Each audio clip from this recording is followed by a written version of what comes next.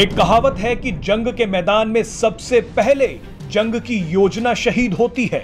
रूस और यूक्रेन के बीच चल रहे जंग में यह कहावत सही साबित होती दिख रही है। इस जंग में रूस, यूक्रेन, अमेरिका और नाटो देशों ने जो योजनाएं बनाई वो सब धरी की धरी रह गई। रूस ने कभी नहीं सोचा था कि जंग इतने समय तक चलेगी और उससे भारी नुकसान उठाना पड़ेगा।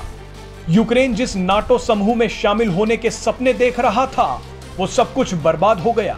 अमेरिका ने रूस पर कई प्रतिबंध लगाए, लेकिन रूस पर भारत के रुख ने उसे हिलाकर रख दिया।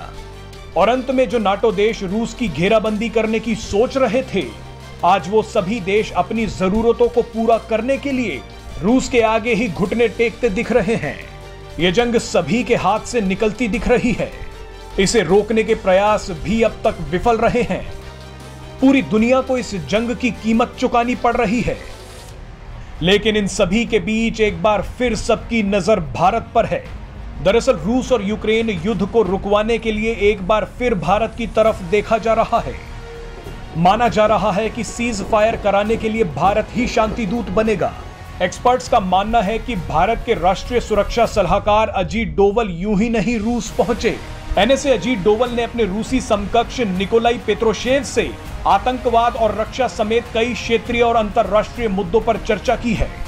लेकिन इस यात्रा का एक मकसद रूस और यूक्रेन के बीच मध्यस्थता कराना भी बताया जा रहा है। एक रिपोर्ट के हवाले से बताया गया है कि अमेरिका, फ्रांस, ब्रिटेन और जर्मनी जैसे यूरोपीय देश रूस को सीज फायर के लिए राजी करने के लिए भारत पर भरोसा कर रहे हैं।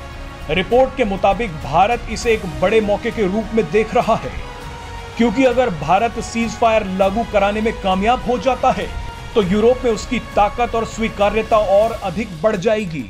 आपको याद होगा कि जब फरवरी में रूस और यूक्रेन युद्ध शुरू हुआ था, तब भारत में यूक्रेन के राजदूत ने प्रधानमंत्री नरेंद्र मोदी से युद्ध को रुकवाने की गुहार लगाई थी। यूक्रेन के राजदूत ने कहा था कि भारत को पूरी तरह अपनी वैश्विक शक्ति का इस्तेमाल करना चाहिए।